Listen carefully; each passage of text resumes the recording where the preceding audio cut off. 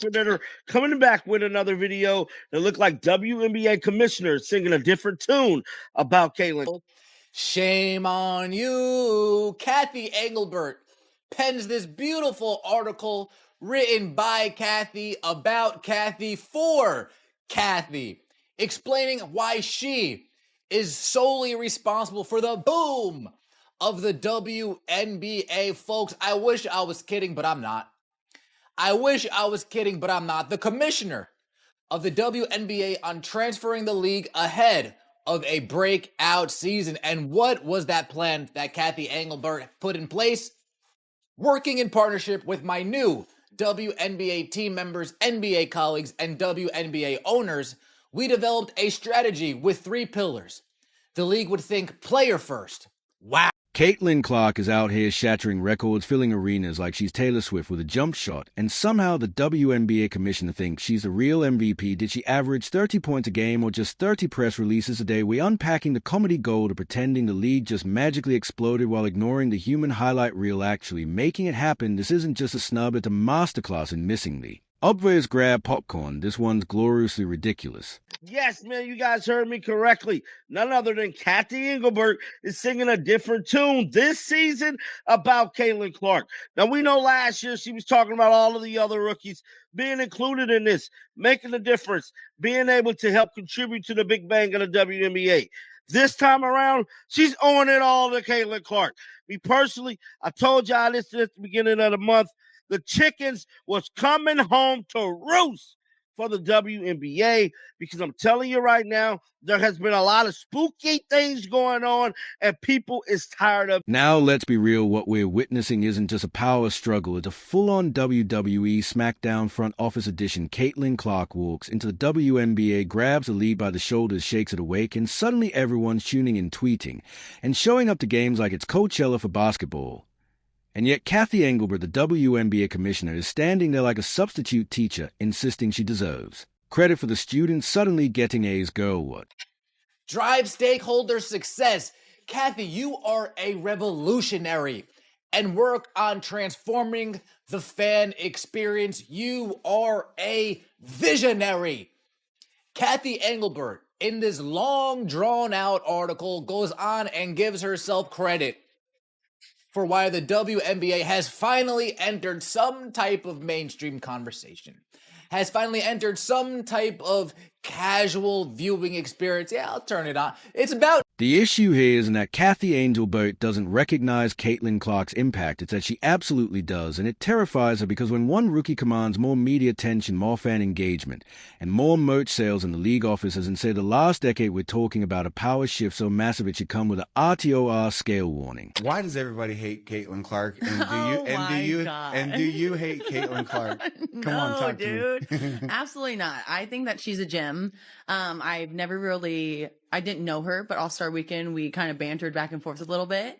And she's lovely. She has a lot of pressure on her shoulders. And I think a lot of people always have a lot to say with people they don't even know or shoes they've never been in. And for me, I think she's handling the pressure very well. She's doing a lot of great things for women's basketball. And I'm a fan. Like, I would love to play with her one day.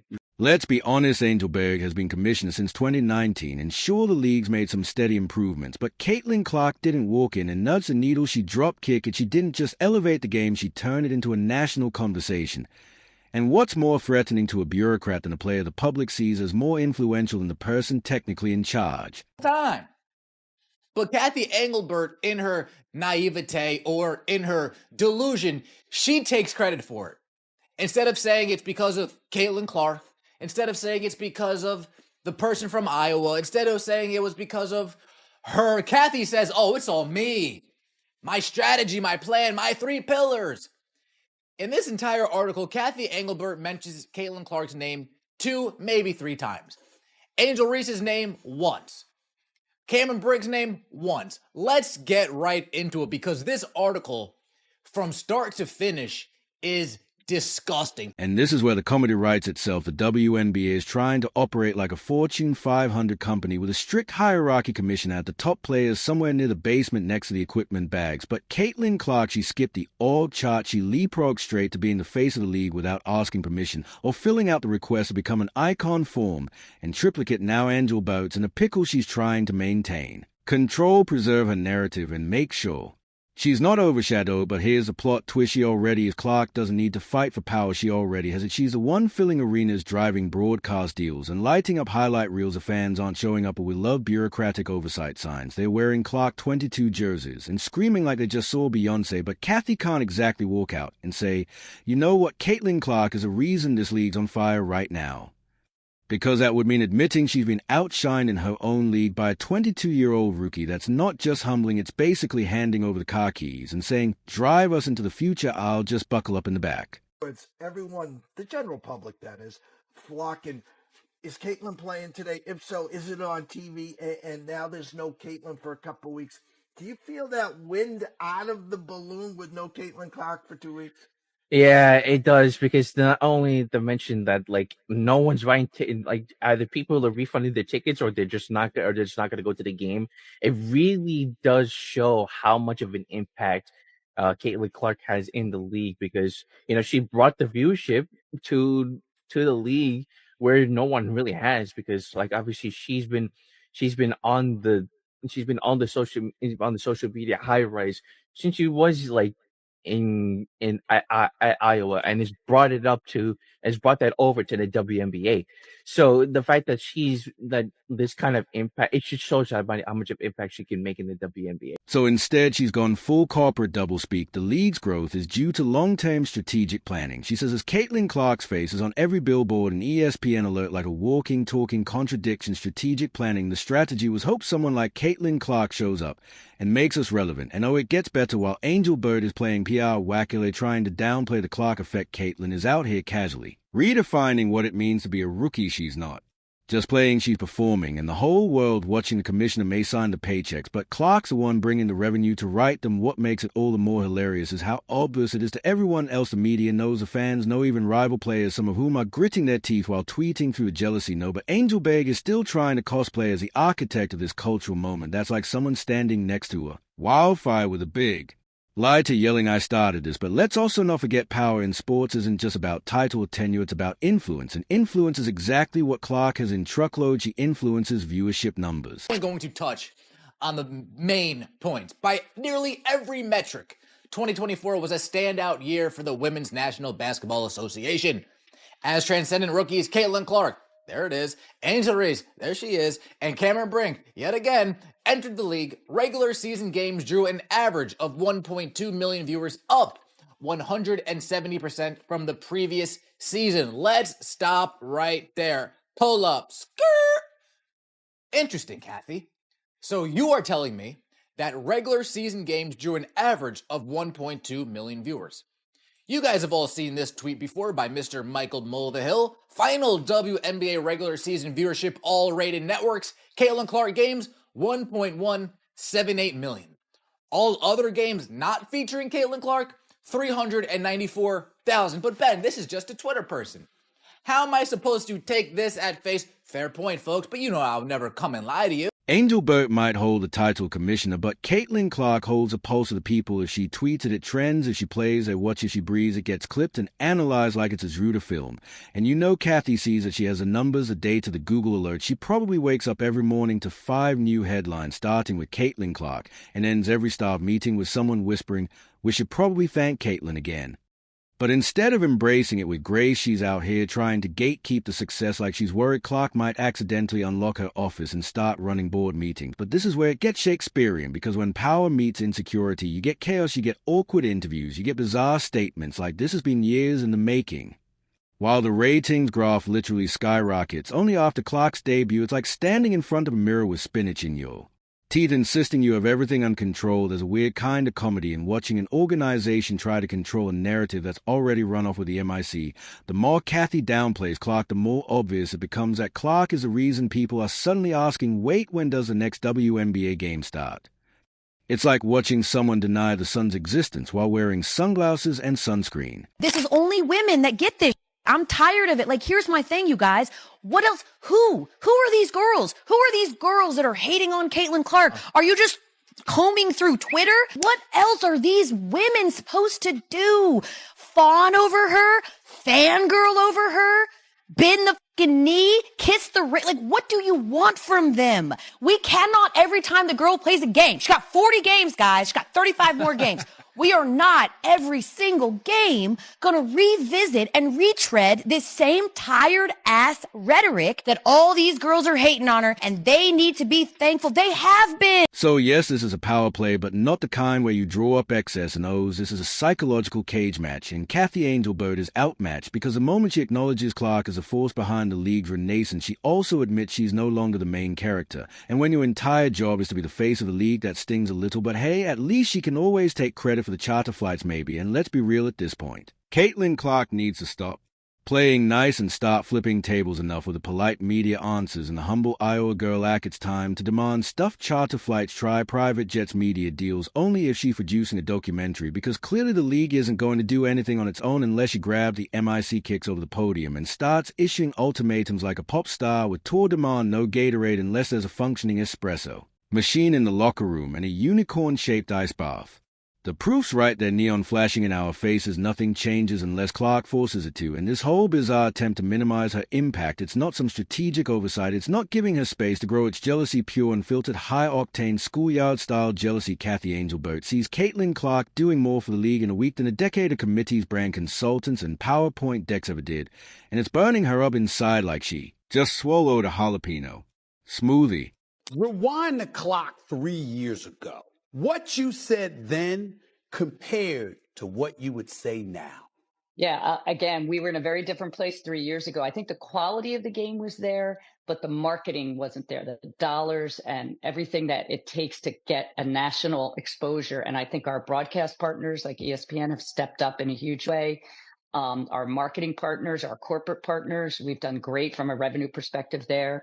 So I would have said 3 years ago, maybe we weren't ready for this moment, but that's why we raised that capital. We came off the pandemic year, which was tough for us because that was. You can smell the pettiness from half court because let's face it, if Caitlin Clark were a faceless cog in the WNBA machine, just another rookie trying to crack the rotation, the commissioner will be sending bouquets and shouting her stats from rooftops. But because Clark is bigger than the system, because she's pulling focus, grabbing headlines, and God forbid making the league look like it owes her now, suddenly it's radio silence, or worse, it's the awkward way all. Growing together corporate double. Speak that feels like being gaslit in a press release. Here's the thing about jealous people in power. They don't just ignore you, they actively work to dull your shine. And make no mistake, that's what we're watching unfold. Caitlin Clark is bringing in fans by the millions, sparking conversations nationwide. And yet Kathy Engelbert can't even be bothered to mention her name unless it's buried under a list of vague long-term strategies. It's like trying to talk about iPhones without mentioning Steve Jobs. Imagine Beyonce launching a new album and her record label being like, yeah, well, we also added some new vending machines to the office. That's what this sounds like every time Kathy takes credit for the league's growth. Caitlin Clark's treatment by other players on the court is just getting to be egregious. Because as we saw Trinity Carter, she hip-checked Caitlin Clark from behind. At the same time calling her the B word. You could see Angel Reese over on the sideline cheering. This is treatment that Caitlin Clark is receiving for very specific reasons. I think we really need to focus on the race part of all of this, because I do believe that if Caitlin Clark were this amazing and she were not white, nobody would have an issue with it. They probably would be propping her up, celebrating her greatness. And another question that I keep asking myself when reading the coverage on this is what would happen if the roles were... What happened if the roles were It's not just a missed opportunity, it's an act of willful sabotage. The WNBA finally gets a once-in-a-generation player who could turn everything around, and the commissioner's out here acting like she's allergic to attention. At professional self-sabotage with a side of ego salad. Instead of building Caitlin a statue, they are giving her a cold shoulder and a travel schedule that looks like it was made by someone with a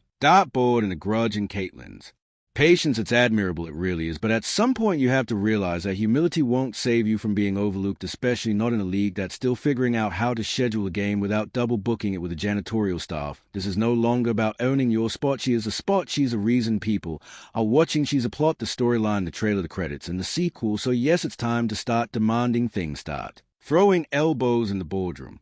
Because the longer she waits, the more comfortable the league gets, pretending like her magic just sort of happened as part of their grand design. And if she doesn't own her power soon, they'll keep exploiting it while giving her zero credit, just like they are doing now. And let's not kid ourselves, this isn't going to get better unless she shakes the system from the top down. People have a schizophrenic relationship with winners. When you're an underdog, they feel impelled to root for you. But if you're up too long, you better grab a helmet. And Caitlin Clark has now become up for too long, because now haters jumping out the woodwork. Now everybody's like, wait a second, why are you offering her $5 million to play in the league? Why is she getting a 96-page story in magazine issues? Why is she getting all this attention? There's been Candace Parkers. There's been Skylar Diggins. There's been Maya Moore. There's been Lisa Leslie's. Why just now all the attention for Caitlin Clark? Reason I hate it is because people are starting to paint a bullseye on her back. Yeah. And she ain't got nothing to do with the paint or the... Here's a danger. Angelbert refuses to acknowledge Caitlin Clark is not stuck in the WNBA. She's choosing to be here. She could walk into the broadcasting world, endorsement deals, hell, even a global free and re-exhibition circuit, and make more money, more headlines, and more fans in the entire league's postseason. If the WNBA doesn't start acting like they know what they got, they might lose the very person propping the whole circus up. And then what then? Kathy Angelbert will really get what she wants: a league with no star bigger than her, just her an empty press room and a sad little PowerPoint slide titled Q3 growth metric starring no one. And that, folks, will be the funniest, saddest, most ironically avoidable downfall in sports history. And yet Kathy Angelbert still can't bring herself to say the words Caitlin Clark is a reason we're relevant. It's almost impressive the Olympic-level mental gymnastics it takes to publicly talk about WNBA growth while tiptoeing around the human tidal wave that calls it. Caitlin Clark is out here selling out arenas like she's a Taylor Swift of basketball, and Kathy's acting like it's just a coincidence. Oh wow, look at all these fans. They must have come to see him increase organizational synergy. No, Kathy, they came to see Caitlin. The WNBA, they are hating on Caitlin. WNBA, they're hating on Caitlin Clark. What do we think of Kennedy Carter's foul? It's dirty. Like, I get it. Like, you're trying to prove a point and, you know, be a little physical, but still a cheap shot. You cannot do that in any level of basketball. As Caitlin Clark no would say, matter what. It's not a basketball play. It is not. And I do agree. I think that they were trying to, they're trying to hurt the person that's trying to get all of them paid more. The last thing I seen was her saying, besides three-point shooting, what does she bring to the table? Whoa, why you hating? Lots of money, bitch. She is a phenomenal passer. She said, we grown as fuck, and you're all talking about enforcement. She's not just a player, she's a show, she's the lights, the ticket sales, the ESPN coverage, the pre-game buzz, the post-game headlines, the entire reason your niece finally knows what the WNBA even is. She is a product, and the idea that the commissioner of the league can't simply say she's our star and we're lucky to have her is beyond petty at professional malpractice. This isn't 1998. You're not hiding your star player, so the league looks balanced. You don't hide Beyonce in the back row, so the rest of Destiny's Child gets a turn. You promote the icon, you build a league around the icon, because Caitlin isn't just good for business, she is a business, and until the people in charge stop pretending she's just another jersey number, they are not growing the WNBA.